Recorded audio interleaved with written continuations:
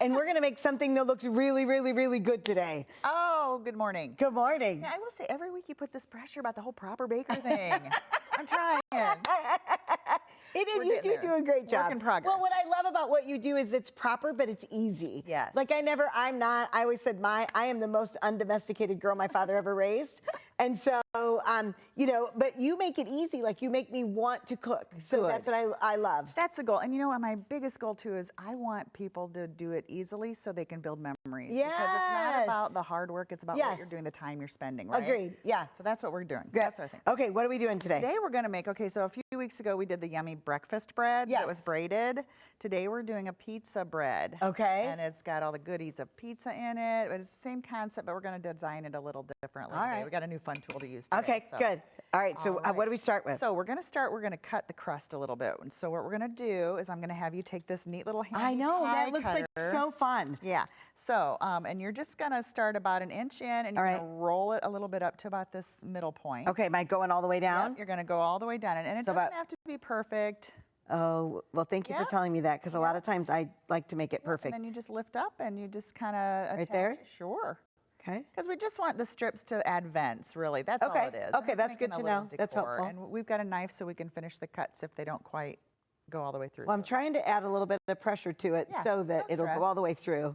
No stress. Now, with the end, am I going all the way to the end? Yeah, and you can hang over the edge too. It's not going to hurt anything. So, yeah, no stress, man. That is the key. We don't have any stress. No, yeah. No stress. Okay, so I didn't get my containers open, so I'm so sorry. So let's open containers. We're going to start with a little pizza sauce. All right. And fun story. Do we put this on this end, or do we put it on? We're going to put everything on the solid end. Okay. So this morning, fun story. I did not have canned pizza sauce. I thought I did. So I took a can of tomato paste and a can of tomato sauce and some Italian seasoning, and there you go, voila, pizza sauce. That's a great idea. Easy peasy. Now, how thick do you put the sauce on? Just a good smear. Okay. Good, whatever you want. And do I come all the way to the end here? Yeah, to the middle is fine. And you know what, that's perfect, because everything's going to smear out, and it's going to melt in together, and oh, that sounds delicious that it's going to melt all together. It's going to melt together. Okay, so then you're going to start with your toppings. And you can go in any order you want. You can do So we've got a little bit of sausage today. We got pepperoni. This is like perfect, and it would be fun. Look, what you said about making memories. Like, this is something easy that the whole family could do together, and people could individualize it. Right. So you could make one with meat. You could make one without meat. And everybody could do their own. And this is, I meant to add, this is a sheet of puff pastry, but you know, you could buy, like, I know they have the pop tubes of the pizza crust. Yes. You could probably do that and fold it over, or the pie crust. I use puff pastry because I'm in love with puff pastry. It is so buttery and flaky. And here's the deal, it's light and airy, so I don't feel like I'm eating a lot of carbs, and it's just like, okay, I can eat the whole thing. It's good, that's right. Because it's a half air, so there you go. Now, the cheese looks like it has a little seasoning in it. I stuck some Italian seasoning in it. We're going to save a little for the top. I didn't tell you, but that's okay. Okay. So now all we're going to do is we're going to take a little egg wash, and we're going to just, this is our glue, right? Okay. If you don't want egg, you can always use a little milk.